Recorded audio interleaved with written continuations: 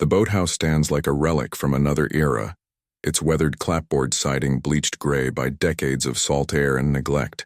Autumn light filters through broken windows, casting fractured shadows across rotting floorboards.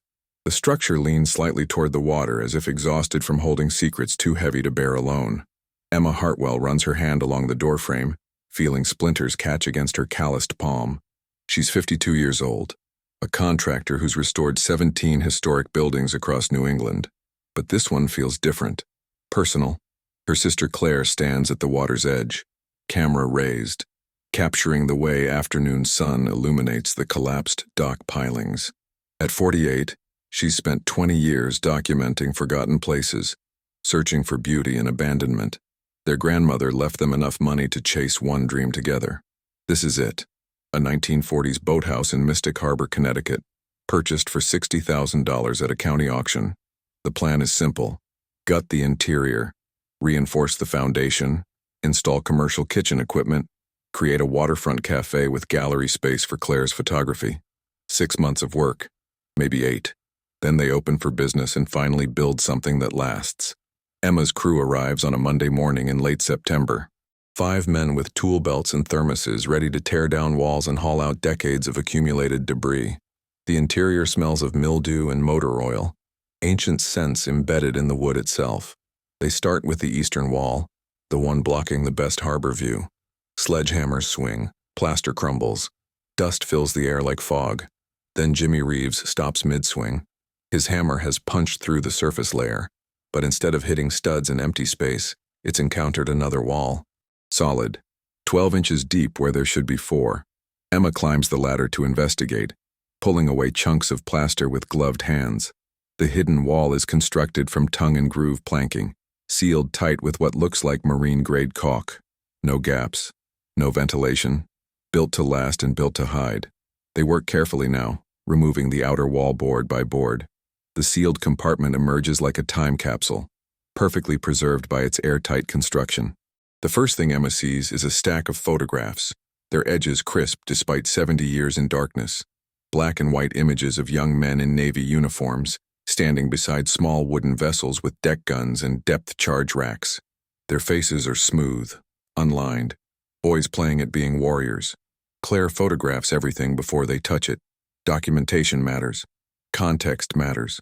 She shoots wide angles showing the hidden space, then close-ups of individual artifacts as Emma carefully removes them. 3 uniforms folded with military precision, the fabric still holding creases from whoever packed them away. Rusted wrenches marked with USN stamps. Oil-stained rags that still carry the faint smell of machinery. Coils of rope gone stiff with age. And beneath it all, wrapped in oilcloth and tied with twine, a leather-bound journal and a single envelope. Emma opens the envelope with hands that suddenly feel unsteady. The letter inside is written in careful cursive on yellowed paper, dated March 15, 1944. The signature at the bottom reads, Seaman Thomas J. Callahan, and the opening line stops her breath. To whoever finds this, we were here. We mattered. Don't let them forget us. Thomas writes about night operations, about repairing patrol boats damaged in combat with German submarines prowling the Atlantic coast. He names his crew, James Kowalski, 18 years old, hands always bleeding from the cold. Robert Chen, 20, who could diagnose engine problems by sound alone. Samuel Washington, 21, the strongest man Thomas ever knew, capable of lifting propeller shafts other men needed winches for. They worked 16-hour shifts in freezing conditions, sworn to secrecy about operations the Navy classified as essential to coastal defense. The boathouse was their hidden workshop, a place where damaged submarine chasers could be repaired away from prying eyes and potential saboteurs. The letter grows more personal in its final paragraphs. Thomas writes about Margaret Sullivan, a girl from town he loves but can't marry before shipping out to active combat duty. He's 19 years old and terrified he won't survive what comes next. If I don't make it back, he writes, someone tell her I tried. Tell her I wanted forever. The last line is a plea across decades. Don't let them forget us. Claire reads the letter 3 times, her photographer's eye noting the careful handwriting, the way certain words are pressed deeper into the paper as if emotion made his hand heavy. Her late husband was a Vietnam veteran who came home with stories he never told and wounds he never showed. She understands what it means to serve in silence, to carry weight no one else can see. Emma watches her sister's face and knows the decision has already been made, even before they speak it aloud. They sit on the dock that evening as the sun sets over Mystic Harbor, the letter and photograph spread between them. Emma runs the numbers in her head. The cafe plan assumed minimal historical preservation, basic restoration to meet building codes and health department requirements. What Claire is proposing, what Emma can see forming in her sister's mind, will cost twice as much and take twice as long. A memorial, a museum, a place that honors these forgotten men instead of just serving coffee in their shadow. The compromise takes shape over the next 3 days. Half cafe, half historical exhibit, commercial kitchen on the western side, memorial space on the eastern wall where the hidden compartment was discovered. They'll need grants, donations, community support. They'll need to identify the men in the photographs, track down families, verify Thomas's story through military records. Emma makes spreadsheets. Claire makes phone calls. The renovation transforms from a business venture into something neither of them fully understands yet, but both feel compelled to pursue. The National Archives in Washington responds first. Claire has sent scans of the photographs, the uniforms, serial numbers, Thomas's letter. An archivist named Patricia Chen, no relation to Robert, confirms that SC-class submarine chasers operated along the Connecticut coast from 1942 through 1945. These vessels were 110 feet long, wooden-hulled, armed with 3-inch deck guns and depth charge racks. Crews of 27 men, most of them teenagers recruited from fishing communities who understood boats and weather and the temperament of the sea. They hunted German U-boats that had turned the Atlantic shipping lanes into a graveyard. Operation Drumbeat. The Germans called it Paukenschlag. In the first 6 months of 1942, U-boats sank 397 ships within sight of the American coast, more tonnage than the entire Pacific Fleet lost at Pearl Harbor. Tankers burned on the horizon while families ate dinner. Bodies washed ashore on beaches where children built sandcastles. The Navy scrambled to respond, converting fishing boats and yachts into patrol craft, arming them with whatever weapons could be spared, sending them out with crews who learned combat tactics through trial and fatal error. The submarine chasers were part of that desperate response. Fast enough to pursue U-boats, shallow drafted enough to operate in coastal waters where larger warships couldn't follow, expendable enough that losing one didn't make headlines. They hunted in packs using sonar and depth charges, playing a deadly game of hide-and-seek in waters they knew better than any German commander. And when they took damage, when hull planks splintered from near-miss explosions or deck guns jammed from salt corrosion, they needed repair facilities that didn't officially exist. Dr. Harold Brennan arrives at the Boathouse on a Thursday afternoon in October. He's 68 years old, a retired Navy historian who spent 30 years at the Mystic Seaport Museum before his knees gave out and forced him into consulting work. Emma called him after the archives confirmed Thomas's story. Dr. Brennan stands in the exposed compartment, running his fingers along the tongue-and-groove planking, and his eyes are bright with something between vindication and grief. He's heard rumors about this place for 40 years. Old sailors in VFW halls, men in their 80s and 90s, would sometimes mention a boathouse where damaged patrol boats came for midnight repairs. No official records, no documentation in Navy archives. Just whispered stories about a hidden facility where young men worked in secret to keep the coastal defense operational. Dr. Brennan searched for years, combing through property records and interviewing veterans, but the trail always went cold. The men who knew the truth took their secrets to graves marked with flags and flowers, but no explanations. Now he holds Thomas Callahan's letter and sees proof that the rumors were real. He helps Emma and Claire match uniform serial numbers to service records, cross-referencing the photographs with Navy personnel files that have been digitized and declassified. Thomas Callahan, Seaman First Class, USS SC-743, enlisted March 1943, discharged November 1946, survived the war. James Kowalski, Seaman Second Class, USS SC-743, enlisted February 1943, killed in action August 1944 when his vessel took a torpedo off Montauk Point. Robert Chen, Machinist's Mate Third Class, USS SC-629, enlisted January 1943, survived the war, discharged December 1945. Samuel Washington, Boatswain's Mate Second Class, USS SC-629, enlisted December 1942, survived the war, Discharged, January 1946. Dr. Brennan provides context that transforms names into narratives. The SC-743 participated in 17 combat patrols, engaged U-boats on 6 occasions, successfully sank 1 confirmed kill, and damaged 2 others. The SC-629 was less fortunate, taking heavy damage in multiple engagements before finally succumbing to a torpedo strike that killed 17 of her 27 crew members. The survivors, including Robert Chen, were reassigned to other vessels and continued fighting until the Atlantic was finally cleared of U-boat threats. The local newspaper runs the story on a Sunday morning. Hidden Wee Naval Station discovered in mystic Boathouse.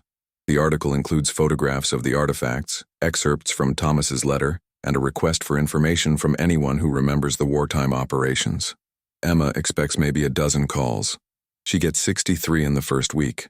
Frank Kowalski is 82 years old, living in a retirement community in New London. He calls on Monday morning, his voice shaking as he describes the photograph Claire emailed him. That's his Uncle Jimmy, the one who drowned in 1944. The family was told he died in a training accident. Nothing heroic, nothing worth remembering beyond the folded flag and the telegram that destroyed his grandmother. They never knew where Jimmy worked, what he did, why the Navy classified his service record for 50 years after his death. Now Frank is looking at a photograph of his uncle standing beside a submarine chaser, young and alive and grinning like he knew something the camera couldn't capture. Grace Chen Martinez calls on Tuesday. She's 76, a retired teacher living in Hartford, and the photograph of Robert Chen is her father. He never talked about the war, never attended veteran reunions, never applied for the benefits he earned through 4 years of service. When Grace was a child, she asked him once what he did during the war. He looked at her for a long moment, then said, "I fixed things that were broken," and never spoke of it again. He died in 1989, taking his silence to a grave, marked with dates, but no stories. Reverend Samuel Washington Jr. calls on Wednesday. He's 79, pastor of a Baptist church in New Haven, and the man in the photograph is his father. Samuel Sr. was a giant, 6'4" and strong enough to carry his son on his shoulders until the boy was 12 years old. He worked as a longshoreman after the war, loading and unloading ships in the same harbor where he once repaired patrol boats in secret. He never talked about his service, never explained why he sometimes woke screaming from nightmares that left him shaking and silent. He died in 1989, the same year as Robert Chen, and his son has spent 30 years wondering what his father carried that was too heavy to share. Emma organizes a community meeting at the Boathouse on a Saturday afternoon in late October. 43 people attend, most of them elderly, all of them carrying fragments of memory that have never quite fit together until now. They remember boats coming into the harbor after midnight, running without lights, guided by men who knew the channels by feel. They remember young sailors in town, boys who bought coffee and cigarettes, but never said where they were stationed or what they did. They remember their mothers whispering about the boathouse being off limits, about Navy security patrols, about rumors of German spies and saboteurs that made the war feel close and real and terrifying. The stories accumulate like sediment, layer upon layer of forgotten history. A woman named Dorothy Marsh, 91 years old, remembers her father being questioned by Navy intelligence officers in 1943. He owned a fishing boat and sometimes saw the patrol craft during his early morning runs. The officers wanted to know if he'd told anyone, if he'd mentioned the boathouse to friends or family. He swore silence and kept that oath until his death in 1967. Dorothy never understood what he was protecting until now. A man named Vincent Caruso, 87, remembers working at a hardware store in 1944. Young sailors would come in buying specific items: marine-grade caulk, brass fittings, specialized tools for engine repair. They always paid cash and never gave names. Vincent's boss told him not to ask questions, not to remember faces, not to mention the transactions to anyone. It was patriotic to forget, his boss said. Remembering could get people killed. The meeting lasts 3 hours. Emma takes notes. Claire records audio. Dr. Brennan sits in the corner, tears running down his face because he's spent his entire career studying history, and now he's watching it come alive through the voices of people who lived it. When the meeting ends, 13 people volunteer to help with the memorial. 5 offer financial donations. 23 provide contact information for relatives who might have additional stories or artifacts. The project has become something larger than Emma and Claire ever imagined, a community effort to reclaim a piece of their own past. Claire becomes obsessed with finding Thomas Callahan. She searches census records, phone directories, genealogy websites, military pension databases. She finds 17 men with that name who served in World War II, but only one who matches the service record from the Boathouse artifacts. Thomas J. Callahan, born 1925 in Boston, enlisted 1943, discharged 1946, last known address in Portland, Maine. The trail ends there. No phone listing, no property records, no obituary in any database Claire can access. She expands the search to family members. Thomas's parents are long dead, but he had a sister named Catherine who married a man named Foster and moved to Vermont. Catherine died in 2003, but her daughter Linda is still alive, 71 years old, living in Burlington. Claire finds a phone number and stares at it for 20 minutes before she has the courage to dial.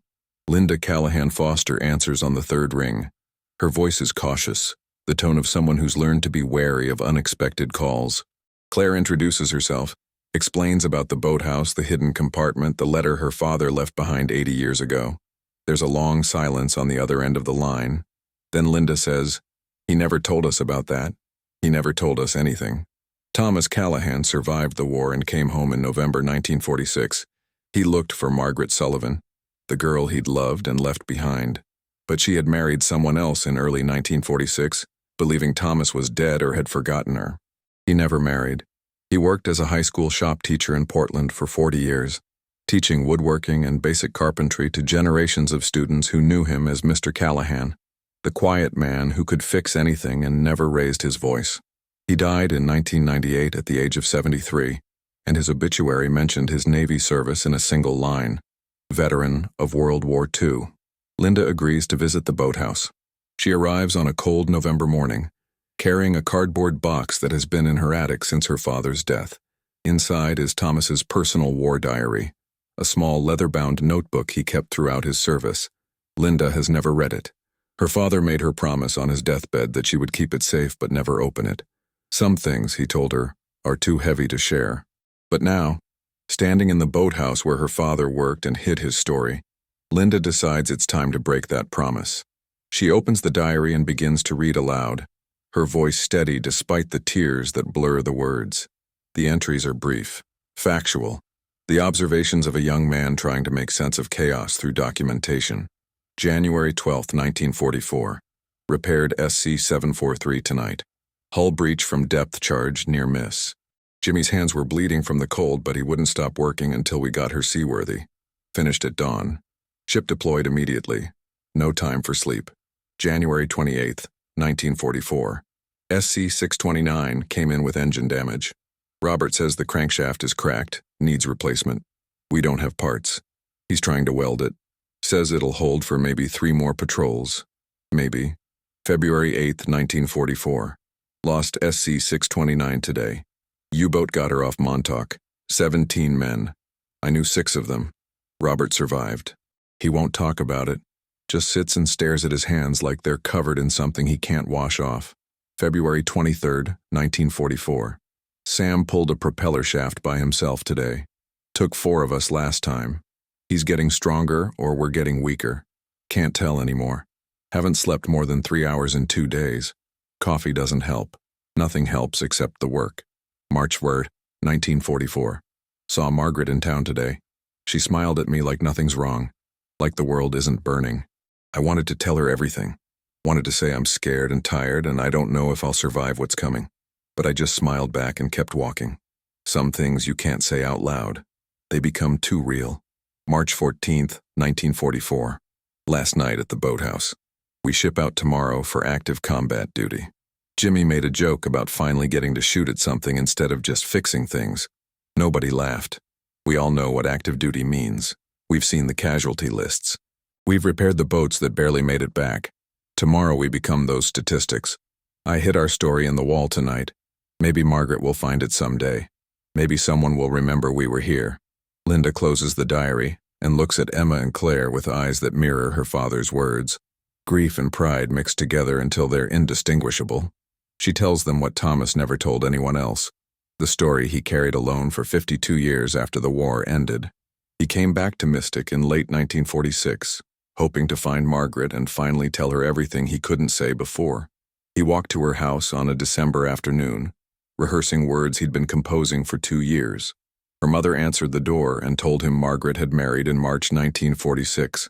A good man, a local banker, someone who was there when she needed him. Thomas congratulated her and walked away. He never came back to Mystic again.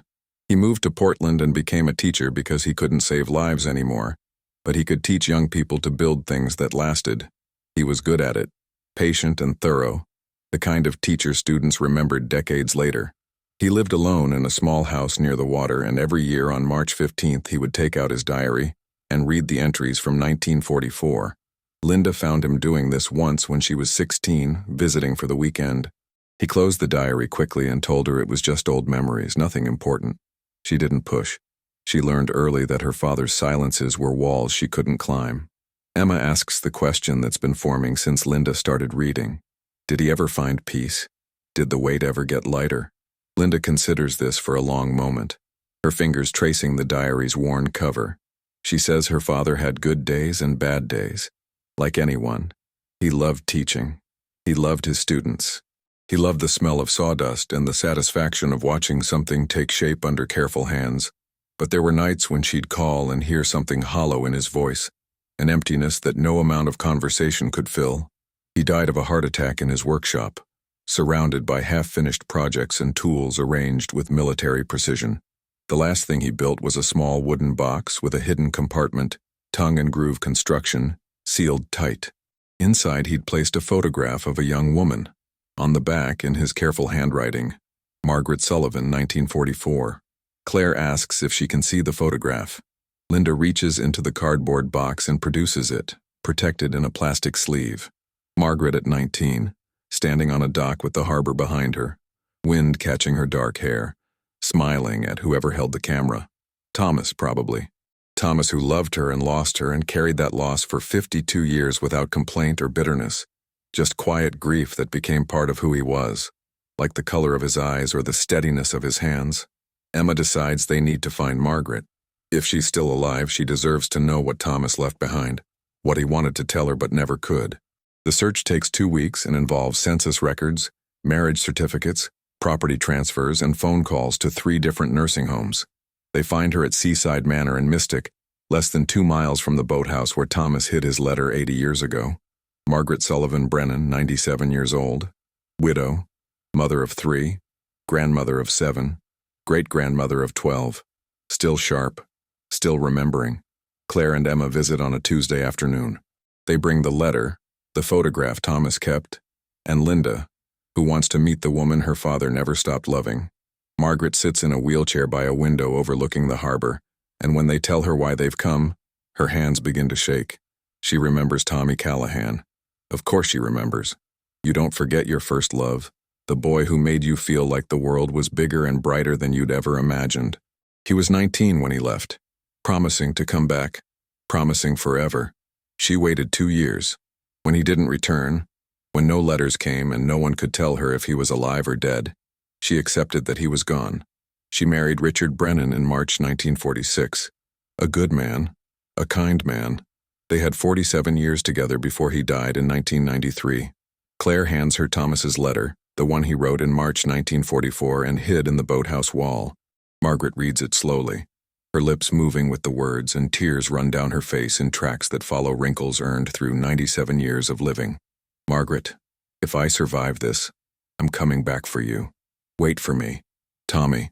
She looks up at Linda and says, I didn't know. I never knew he came back.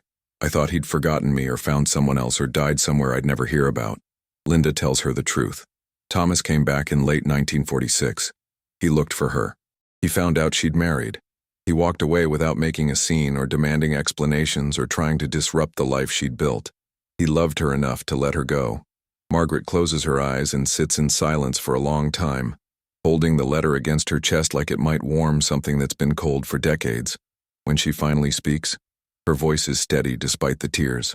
Tell his daughter he was the best man I ever knew. Tell her he deserved better than what life gave him. The memorial takes shape over the next 6 months.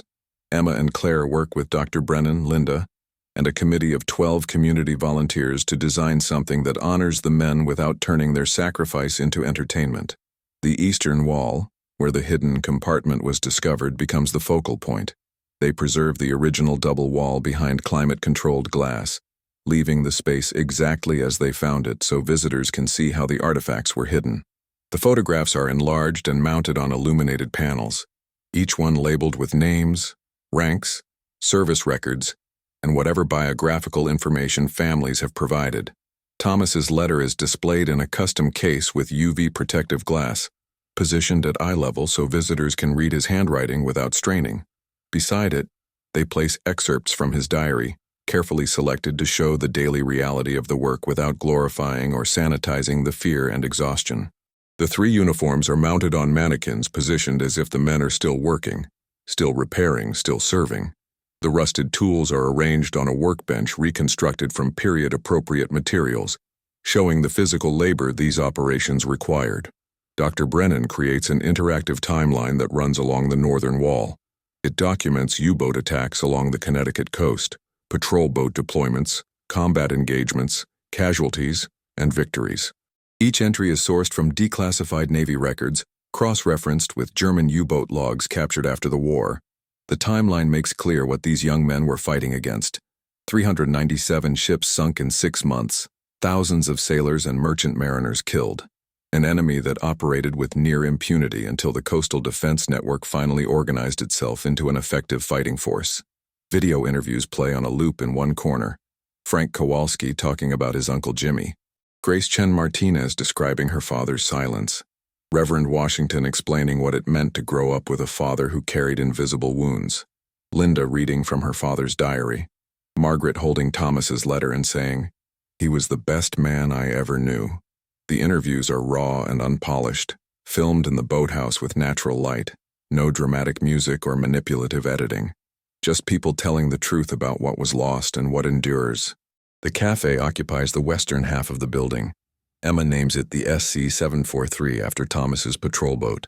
The walls are decorated with maritime charts from the 1940s, vintage Navy recruiting posters, and scale models of submarine chasers built by local high school students as part of a history project Dr. Brennan organized. The menu features items named after the men: the Callahan, a strong black coffee; the Kowalski, a Polish sausage sandwich; the Chen, a ginger tea blend; the Washington, a hearty beef stew. Profits from the cafe fund the memorial's operating costs and a scholarship program Linda established in her father's name. The grand opening is scheduled for November 11th, 2024. Veterans Day. Emma and Claire send invitations to every family member they've identified, every veteran organization in Connecticut, every school that might bring students to learn history through something more tangible than textbooks. They expect maybe 100 people. 347 attend. 12 World War II veterans arrive in wheelchairs, ages 97 to 102, wearing uniforms that no longer fit bodies diminished by time, but still carrying themselves with the posture of men who once stood watch against an enemy that wanted to burn the world. They're accompanied by children and grandchildren and great-grandchildren who've heard stories but never quite understood them until now. Frank Kowalski pushes his father's wheelchair, the old man wearing his brother Jimmy's Purple Heart pinned to a jacket that hangs loose on his shrunken frame. Grace Chen Martinez walks beside her mother, who's 94 and remembers Robert coming home in 1946, silent and haunted, refusing to talk about what he'd seen or done. Linda Callahan Foster arrives with her 3 children and 7 grandchildren. She's carrying her father's diary in a wooden box he made, the one with the hidden compartment. She's decided to donate it to the permanent collection, to let Thomas's words speak for him the way he never could when he was alive. Margaret Sullivan Brennan comes in an ambulance transport, too frail to sit in a regular vehicle for the 20-minute drive from Seaside Manor. She's wearing a blue dress and holding Thomas's letter in hands that tremble, but won't let go. The ceremony begins at 11 o'clock. A Navy bugler plays taps, the notes carrying across the harbor and echoing off the water.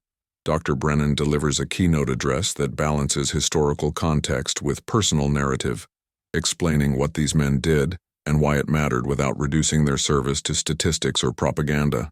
He reads the names of all 23 sailors they've identified through the photographs and artifacts. 4 of them died in combat. 19 came home and lived quiet lives, carrying secrets they were sworn never to reveal. Linda steps to the microphone and reads from her father's diary, choosing the entry from March 14, 1944, the last night at the Boathouse before Thomas shipped out to active duty. Her voice breaks on the final line. Maybe someone will remember we were here.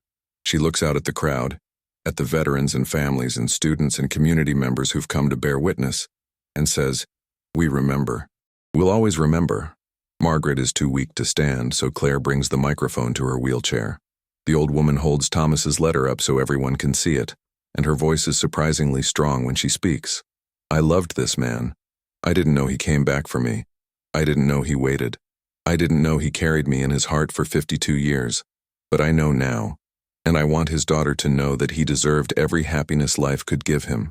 He deserved to be remembered as a hero, not just a shop teacher. He deserved to have his story told." She pauses, looking down at the letter, and adds, "I'm sorry I wasn't there when he came back. I'm sorry he died alone. But I'm grateful someone found his words and made sure they weren't lost forever." Emma and Claire unveil a bronze plaque mounted beside the entrance.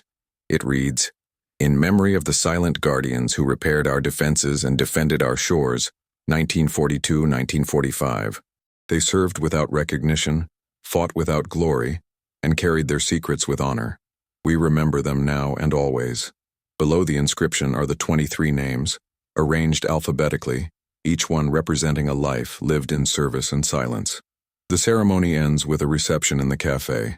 Veterans sit at tables surrounded by families, telling stories they've kept locked away for decades because no one ever asked, or because they thought no one would care. Frank Kowalski's father talks about Jimmy for the first time in 80 years, describing his brother's laugh and his terrible singing voice and the way he could fix anything mechanical just by listening to it. Grace Chen Martinez's mother remembers Robert teaching her to tie nautical knots when she was 5 years old, his big hands guiding her small fingers through the loops and twists, never explaining why he knew these things or where he'd learned them. A veteran named Joseph Martinelli, 99 years old, tells Emma he served on the SC-743 with Thomas Callahan. He remembers the boathouse, the midnight repairs, the exhaustion that became so constant they stopped noticing it. He remembers Thomas as quiet and competent, the kind of sailor who did his job without complaint and helped others do theirs. After the war, Joseph became an electrician in New Haven. He drove past the boathouse dozens of times over the years, always wondering if anyone would ever discover what they'd hidden there. Now he knows. Now he can stop wondering. The memorial becomes a regional landmark within months. School groups visit weekly, students taking notes and asking questions that teachers can't always answer. 3 documentary film crews feature the story, each one approaching it from different angles: the military history, the personal narratives, the community effort to preserve forgotten heritage. The Navy Department officially recognizes the site as a historic location, adding it to the registry of significant World War II installations. A historian from the Naval War College publishes a paper about secret coastal repair facilities, using the Mystic Boathouse as a case study for operations that were essential to the war effort, but deliberately erased from official records. Emma finds purpose beyond profit. She's always loved restoration work, the satisfaction of taking something broken and making it whole again, but the memorial teaches her that some projects matter more than others. She starts consulting on historical preservation projects across New England, helping communities identify and protect sites that might otherwise be demolished or forgotten. She works for reduced fees or sometimes for free, because she's learned that legacy isn't measured in dollars. Claire publishes a photography book titled The Hidden Wall: Forgotten Heroes of Mystic Harbor. It combines her images of the boathouse and artifacts with historical photographs from the National Archives and family collections. The book includes excerpts from Thomas's diary, transcripts of the video interviews, and essays by Dr. Brennan providing historical context. It sells 12,000 copies in the first year, and Claire donates all proceeds to the scholarship fund Linda established. The fund provides grants to students pursuing maritime trades, vocational education, or military service. Thomas spent 40 years teaching young people to build things that last. Now his legacy does the same. Linda visits the memorial every month. She sits in the cafe drinking coffee named after her father, watching visitors examine the artifacts and read his words. Sometimes people approach her, recognizing her from the video interview, wanting to thank her for sharing his story. She always says the same thing. He would have been embarrassed by all this attention. He never thought he was special. But he was. They all were. Margaret Sullivan Brennan passes away peacefully 3 months after the memorial opens. She's 97 years old, and the last thing she holds is Thomas's letter. Her family donates the photograph he kept for 52 years, the one showing her at 19 standing on the dock with wind in her hair. It's displayed beside his letter now, the two of them finally together in the only way time and circumstance allow. Her obituary mentions that she was loved by 2 good men, and that she carried both of them in her heart until the end. 6 months after the opening, Emma and Claire sit on the restored dock at sunset. The boathouse glows with warm light behind them, visitors inside examining exhibits and drinking coffee and learning about men who served without recognition. The harbor is quiet except for the sound of water against pilings and the distant cry of gulls. Claire asks the question that's been on her mind since they found the hidden wall. Do you think they know? That we remembered them? Emma watches the light fade over water that once carried patrol boats and U-boats and young men who were terrified but did their jobs anyway.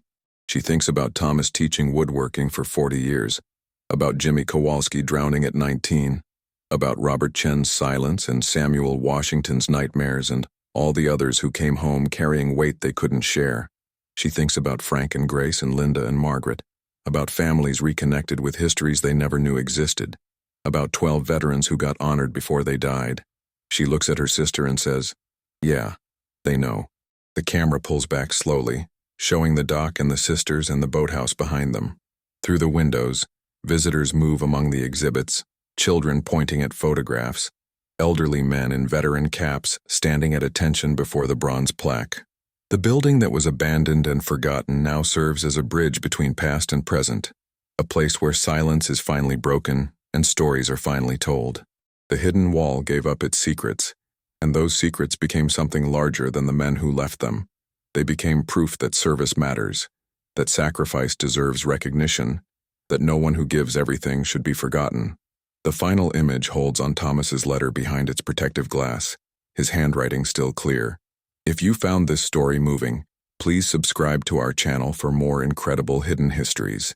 Hit that like button and leave a comment telling us what touched you most about Thomas and Margaret's story. Your support helps us uncover more forgotten heroes who deserve to be remembered.